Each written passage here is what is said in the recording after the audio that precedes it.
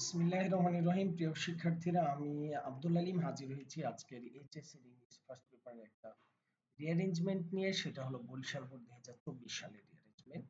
So আমরা কথা না বাড়িয়ে সরাসরি যেতে পারি। রিঅ্যারেঞ্জমেন্টটা মূলত নাসির উদ্দিন হোজ্জাকে নিয়ে।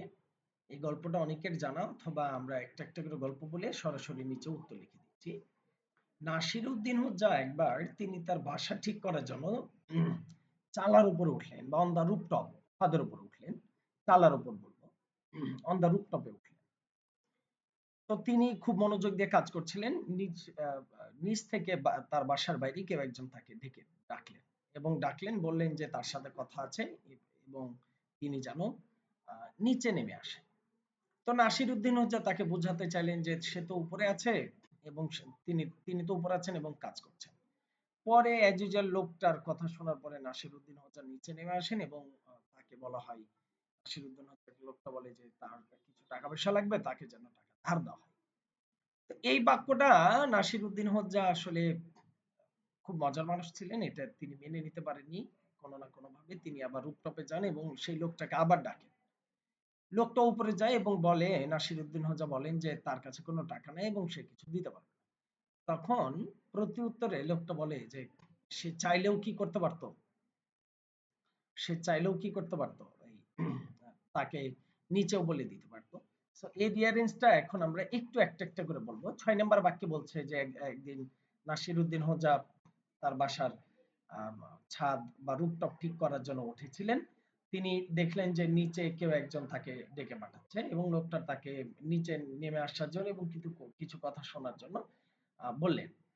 তো নাসির উদ্দিন হোজ্জা খুব কৌতূহল বশত তড়িঘড়ি করে নিচে নেমে আসে।